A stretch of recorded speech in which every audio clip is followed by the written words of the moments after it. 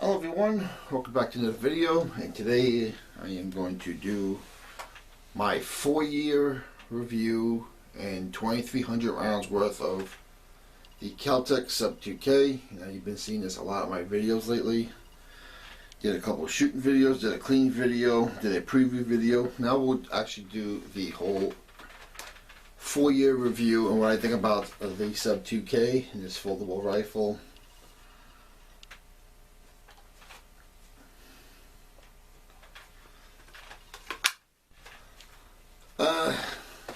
Alright, first of all, I know I said this before on a few of my videos. My view of Kel Tec, I mean, they are the 4th largest gun manufacturer in the country. As I said, they are very affordable, they are very innovative, but I don't have a real favorable impression of them, especially when it comes to the handgun line. I think the handgun line is absolutely junk, with the exception of the PMR 30, the one that holds 30 rounds of 22 Magnum. That seems like a pretty fascinating handgun to own. So, but again, that's always been Kel Tec's attributes: affordability and very innovative. And it is innovative. I mean, if you don't want to spend over $1,000 on a FN57 and then try to look for the very rare 5.7 round, well, that 22 Magnum is not a bad, cheaper alternative. But I think the rest of the handgun line is junk. Now, as far as the long guns go, I think they do a better job on their long guns, whereas their rifles or their KSG shotgun. I've shot the KSG shotgun before. I like it. It's got a hell of a kick because of it's a bullpup. But they seem to be very hit or miss. They either work great or they don't work at all. And the other thing is, the problem with that gun, you really can't take it to a shotgun class because most people bring Mossbergs and Remington 870s, and that gun is so different.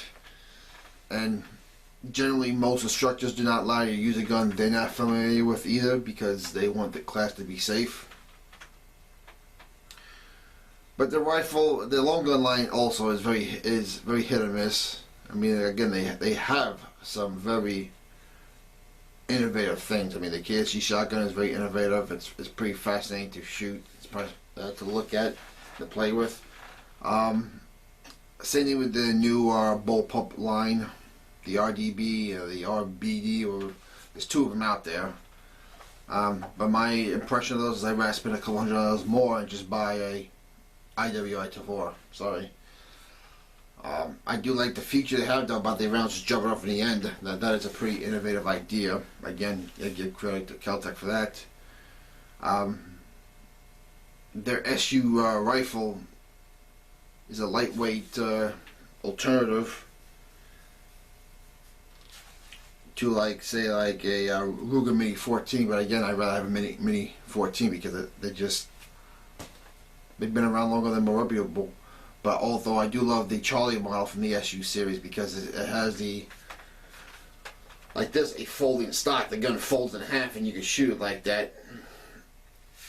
So it does become very compact. But this gun, I think this gun has done the company wonders. I mean, how do you know that? Because first of all, these are very hard to find. And when you do find them, they get more than the manufacturer's suggested retail price because it's such in high demand. And I can understand why. Again, it's very affordable, it's very innovative, and it's a niche gun. As I said in the past, it is a niche gun. But it does solve a couple of niches. Of course, this is the first generation of the Sub 2K. They already got Generation 2 out, which they said they made improvements. They thinned out the rail here, they make it a lot slimmer, and they put Picatinny rails on it so you can put stuff on it, which is a hell of an idea. They've improved the front sight, which they had to. I think those are the 2 main improvements on the second generation one. Of course, if you're around long enough, when they first came out, this was actually called the Kel Tec Sub 9. That was the original name of it before they made it the Sub 2000.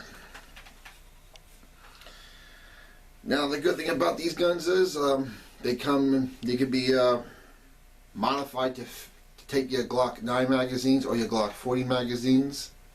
If you're a big fan of the Beretta M9, you can get them to take the Beretta M9 magazines in their 40 caliber counterpart.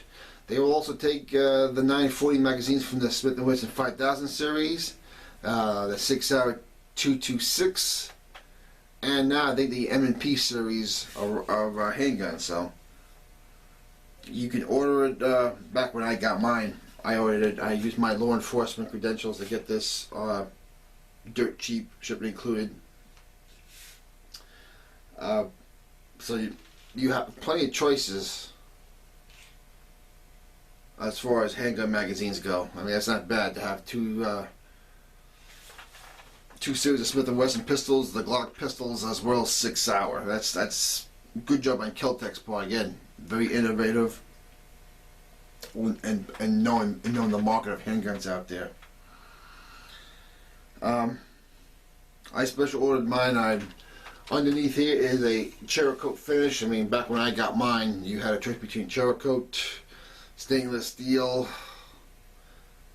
blue, and there was another finish, I can't remember what it was, and you had a choice of colors. I got mine OD green. You could have gotten flat dark earth or black, and I think gray also. And with mine also, you had a choice between either the Glock 19, if you want 9mm, and you like Glocks like I do, you had a choice between the 19 or the 17. So I got the 19 because you can fit both the 17 and 19 as well as the big old 33 rounders in this. So it's a good counterpart for my Glock 19 and my Glock 17. Like I said, this is a niche gun. This is not a go-to war gun. If you think this is going to be a go-to war gun, you know what a go-to war gun is. I'm sorry. But this is to me, this is a good home defense gun. I mean, maybe you live in an area where getting a handgun is difficult, or obtaining a handgun permit is almost impossible, but you want to defend your home. You don't want to spend a lot of money. You don't want to be able to practice a 9mm round or 40 caliber because it's a lot cheaper than firing rifle rounds, and you don't want to blow your eardrums off if you had to take out a intruder with a rifle round. You know, this is a great alternative for a house gun, a protection gun. This is pretty good. Now you saw the title of my video, the Sub 2K, the awesome 50 round rifle. Well, I'll get into that in a minute. But I think for home defense, this is good, or home defense to go with your handgun counterpart if you get the right magazine fit from. I think this is a great alternative. It's not expensive. You don't need long range to take out someone in your own house. And if you have a storage issue or you don't want to put a safe, well, here you go. This is the feature that made this gun so awesome. I mean, it's something simple, but I don't think there are many guns out there that have done this.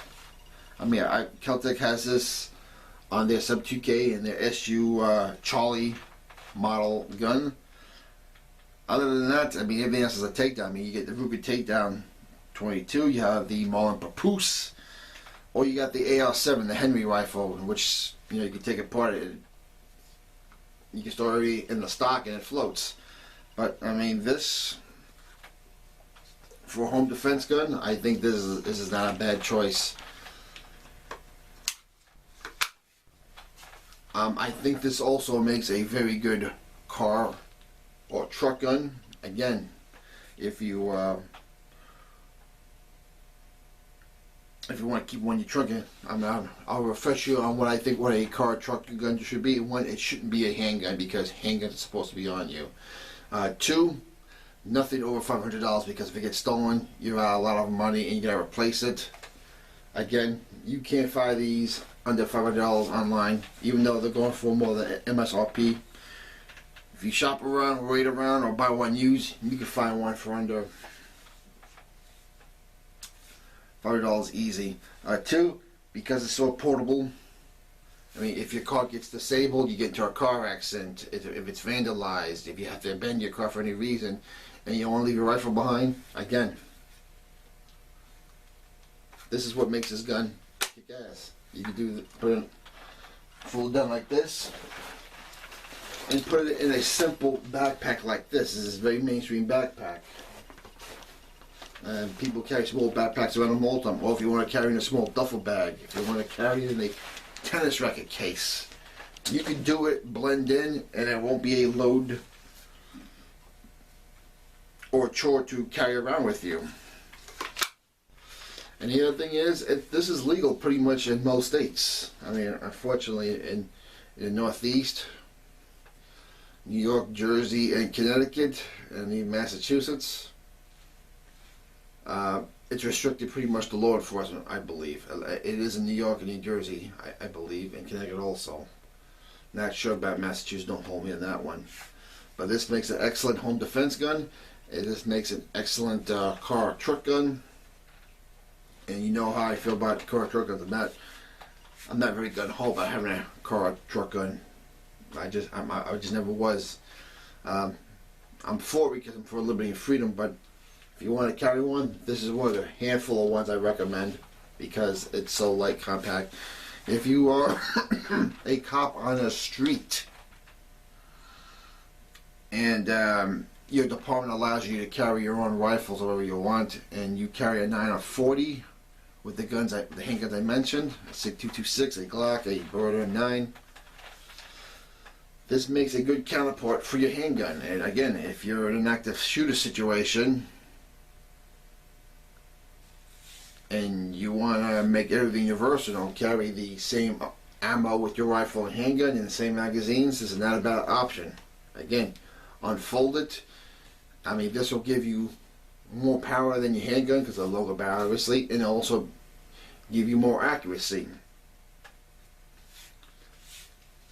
So this is not a bad option to have if you're a cop on the street. Although, I'm sorry, I still rather have an AR-15 and 5.56, but hey, that's me. But this can serve a couple of niches for a certain cost.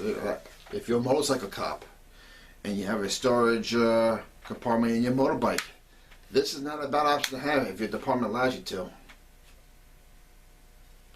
See, it gives you more accuracy and it gives you a little more power out of your handgun ran. Now I call the awesome 50-yard rifle in my top because from 50 yards in, this is pretty awesome. Like I said, there's a niche gun. If you need more accuracy and more power than your handgun, but you can't carry an AR or a AK rifle on you, this is not bad to have. From 50 yards in, this is very accurate. If you get the sight straight, which has been a known issue with these guns, the front sight. But from 50 yards in, this is awesome. Once you get past 50 yards, ooh, you may be playing with fire. I mean, from 50 to 100, you could be okay. Like I said, you're going to have to work on these sights quite a lot to get to be accurate from 100 yards and in. As far as over 100 yards goes, don't bother. I mean, first of all, try shooting someone over 100 yards in a use of force and trying to justify it. I mean, unless it's a rule without law or an invasion situation. But then again, when a situation like that, it's not the gun I want anyway. But as far as rifles that shoot handgun calibers, remember, it's a handgun round. It has limitations. Even though you shoot have a rifle, it's still a handgun round. Yes, you'll get some more kinetic energy coming out of it. Yes, you will have some more muzzle velocity velocity coming out of it. Yes, it will be accurate, more accurate than with a handgun, but remember, it's still a handgun round. Don't expect your handgun round to do the job of a rifle round out of a rifle. Stick to a rifle round. 5.56, 223, 7.62 by 390, 308. I mean, a handgun round, even a rifle, is still limited. I mean, it's not gonna give you AR performance out of this. I'm sorry, it's not. Like I said, for a car gun or a truck gun, home defense gun is a great idea. If you're a backpacker or a camper, hiker, not a bad option to have either. This is in fact, this is an awesome option to have because, like I said, fits in one of these things. You can steal it real easily. No one will suspect a thing. So as far as that goes, it is a great choice. I mean, like I said, it's a niche gun, but it fills quite a few niches. Camping, hiking, backpacking, car gun, truck gun, home defense gun, cop gun, if you're a motorcycle cop. So, yeah, now for the drawbacks. Again, I just mentioned a few. One, it's still a rifle with a handgun round. You are limited. Don't think you're carrying an AR-15 or an AK. You're not. Because of the, I don't find these too accurate after 50 yards and even less after 100 yards. Remember what you're dealing with. Practice with your weapons. I always say, know what it can do, know what it can't do. I happen to think that the high point rifle is more accurate than this. Yes, I said that dirty word in rifle, high point. High point rifle is not a bad rifle. It's very affordable. It's cheap. I mean, it doesn't have the foldable design. It's steel, so it's going to be heavier, but they are more accurate. The sights that come with the high point are better. I think it is a more accurate round. But the sights, boy, I don't know what Kel Tec was thinking when they made these sights. I mean, I wouldn't even consider this a polymer front sight. It's more like a Tonka toy plastic, basically. Just a little bit better than that. But you're gonna, you see the way that red piece is, it's in like that. It's, I don't know what they were thinking when they made this design. I mean, it's kind of AK inspired, I guess, with the rear aperture kind of an AR. I mean, again, as far as being innovative, they get in on it, but as far as quality, fortunately mine came accurate out of the box from about 50 yards, and I would say even from 50 yards in, it's accurate. From 75, it's okay. Okay, once you go up to 100, I've seen a lot of people play around with these sights and the way they do it too. I mean, you loosen this too much, this thing falls all the way down. You gotta spend your whole time trying to adjust this up and trying to screw it at the same time. It is a bit of a pain in the neck. The second generation one was definitely made a lot better than this one. I was happy with it. The out of the box performance from 50 yards in. I am not going to mess with it. I've heard quite a few people, too many people, curse these front sights out. I've seen quite a few videos of these. Most of the videos people shoot are pretty much from 15, 20 yards away, and they're accurate. They're very accurate. They have no problem hitting steel back to back to back to back, and that's what I see this rifle as. It's the awesome 50-yard rifle. You've seen the late Boy Scouts round. The late Boy Scouts video on this gun. He tries to shoot from 100 yards away, and it's pretty awful. And that's a man who spends a lot of time shooting. And I believe the first 10 rounds he fires, or the first 17 rounds he fires, don't quote me, but he missed 15 times and only got 2 shots on a paper plate, and one just nicked the corner of it.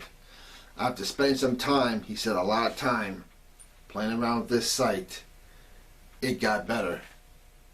But he says even then you watch this video, it takes a lot of work. You know, you gotta. He did manage to get to, like, I would say about 50% accuracy, but again, remember what you're dealing with here. It's a rifle with a handgun round. You are limited. Don't expect anything great like an AR. You'll be disappointed. I've seen Nothing Fancy do his video, and he's got on a Vortex red dot scope on his, and I mean, yeah, I mean, he was shooting good with it, but I mean, why would you put a red dot on something like this? I mean, because if you put it right here, guess what happens? You can't fold the gun. And I'm sorry, but the whole purpose of having this gun is this feature right here. This is the feature that makes you want to have this gun. So you can store it and take it places in something like this, or something more mainstream, something that you'll blend in. You take away this feature, to me the gun is useless. You destroy what the gun is about, and as far as I'm concerned, you're better off just with a high point. And you have a more accurate rifle with a handgun around. That's just my opinion. You know, take my opinion for what it's worth. I'm just giving you my opinion. Like I said, I gave you a few shooting videos. I gave you one with a steel target. I gave you another one with some shoot and see targets. Again, 50 yards and in, it's great. It's an awesome 50 yard round rifle. Once you start getting past 50 rounds, hopefully you're shooting for fun only. Don't depend on this. If someone's shooting at you with an AR from far away and you're using this, I would just take cover. And now let's see, as far as the trigger goes, the trigger is almost like a double action revolver. It's heavier than most triggers for rifles go, but again, you're talking about a handgun round here. I wouldn't say it's a double action trigger, but it's kind of like a double action trigger. It feels like a hybrid of a double action and striker fire trigger. That's the best way I could do it for you, describe it for you. Rear sight is it's kind of, I guess you could say, AR inspired. It folds down nicely with the gun.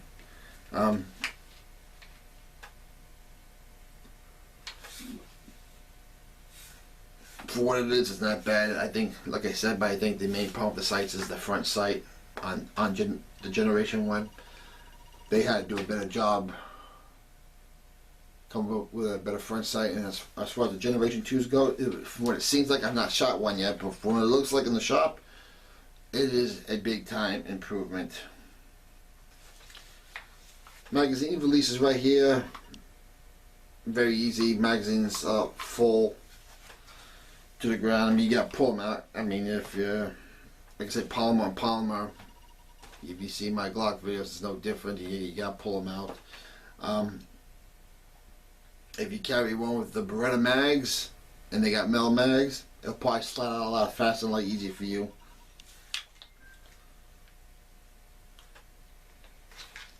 Safety is kind of like the Remington exactly like the Remington 870, except it's the opposite.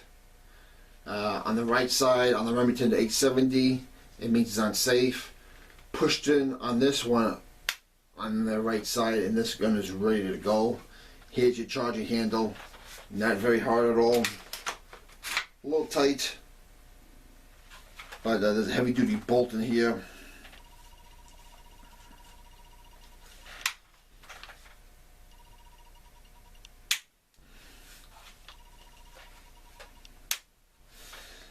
Like I said, the trigger for a rifle is a little heavier than usual, but I mean, for me, again, if you know my background, I come from my revolver background, so a double action trigger, and you shoot something like this, is actually easier than a double action trigger. The other cut about this gun is because it is so short, and I'm a pretty big guy. It's not like an AR-15 where you have a better, longer sight radius. It's short like this, so finding a good cheek weld on this is not very easy. It's not very comfortable, and because you have a bolt in here, it goes back every shot. You definitely feel the vibration, on your cheek, and for every shot you take from far away, you really gotta take your time and get your breathing down and readjust your sights. Definitely not like an AK. I mean, the AK, don't forget the AK bolt is more front where this is back, so that does make a big difference.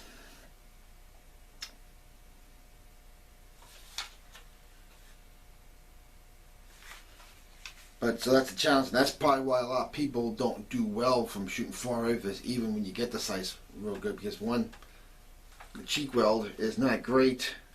You have a short rifle, it's not accustomed like this. And for some reason, because of this, I have a tendency of crouching down instead of sitting straight up like you do with the AR-15 or an AK. So I'm constantly fixing myself doing that.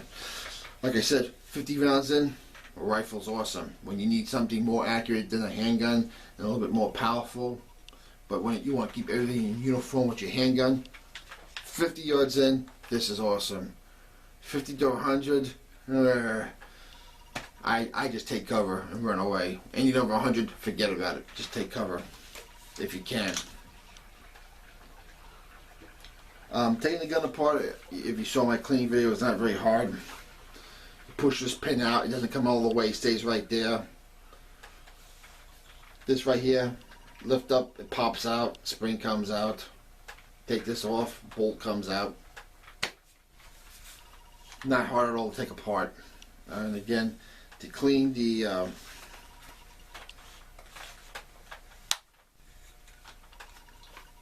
barrel, doesn't get easier than that, you know. Definitely a lot easier to clean the chamber on this than say like the M4 feed ramps on an AR-15. So rub that out real good. Go in there with the Otis Clean Kit or your rod and bore snake. Very easy to clean the barrel of this gun. Very simple to put back together, except on some models, and mine seems to do this. Once you get the bolt in, she's like, you need a rubber mallet to get that bolt all the way in for whatever reason. I don't know why. I know a few people have complained about that, but hey, it works. Does the job. Like I said, it is what it is. It is a very cheap home defense gun that's affordable, good in most states if getting a handgun permit's tough for you. It is an awesome car or truck gun. It is a camping gun. It is a hiker's gun. Just know the limits with this gun. 50 yards in, you're good. I mean, you're excellent for 50 yards in once you get the sights on. Anything over, I think you're misusing for what this gun was really built for.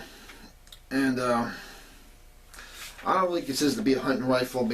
I mean, not that I'm a hunter. I am not. My dad was hunting the family, not me. But I think for small game hunting, I think the 9mm is a little bit big for small game hunting. I would much rather use something small like a 22 long rifle or a 22 Magnum, a 17 HMR. What else can you do? Maybe 25 ACP if it comes in a rifle round. That's just my opinion. If I was going to small game hunt, I'd much rather have my Ruger 1022 or my M&P 1522. Again, that's just my opinion. Again, the only accessory I have on here is this Condor 1-point sling. Like I said, it works real well with this rifle. It's American made. It's my first Condor rifle. It seems to be built well for it. And again, for a gun like this, it's only 4 pounds. I think just under 4 pounds worth of magazine. And even if you put like a 33 round Glock mag full, it's just over. I think it's like something like 4.65 pounds. Very light rifle. Again, that's why I think it makes such a good camper's, hiker's gun, car gun, and home defense gun. I know the Generation 2 has Picatinny rails on the side and you can put stuff on it, but to me, I'm keeping this rifle the way it is. It was built to be a minimalist survival gun. This is what I want it to be. Again, the only thing I have on it is a sling. That to me, that's the one requirement I need to have in all my rifles, is a sling. I'm not going to put anything on here because it defeats the purpose. Again, you put anything up here, you stop it from falling out. And this is what this gun's all about right here. This is what makes this gun kick ass. This is what makes this gun sell above the manufacturer's suggested retail price. Without this feature, to me, I wouldn't buy it. To me, the gun's useless. To me, this feature is what makes this gun awesome. You switch up here to unhook it. Not very hard to use at all. And again, the trigger guard is high. You fold it. Again, very innovative by Kel Tec. Good job by Kel Tec. So far, I've shot 2,300 rounds. I believe there's a 500 round breaking period with this gun. I've had a few failure to ejects once in a while, but nothing serious. Like again, for a 300 rifle, I'm not going to complain. It's not an AR-15, it's not an AK, it's not a Glock handgun.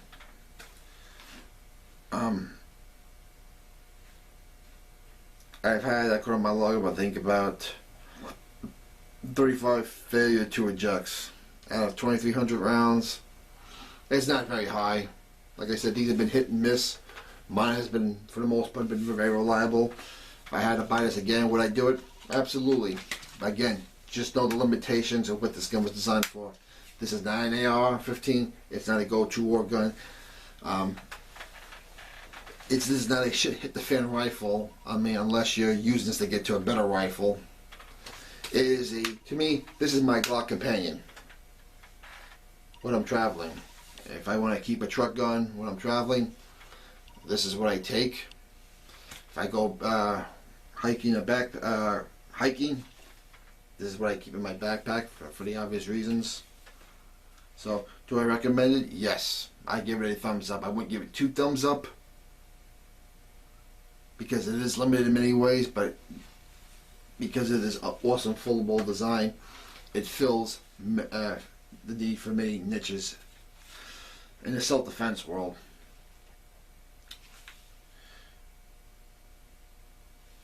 Well, if you have any questions, comments, leave them in the box below. I'll gladly answer anything I can. Remember, no matter what you have, no matter what you were given, or what the laws of your state allow you to have, practice with your weapons. Protect your loved ones, protect yourself. If you don't do it, no one else will do it for you. That is my review on the Kel Tec Sub 2K first generation. Take care, God bless you all, and we'll talk to you later.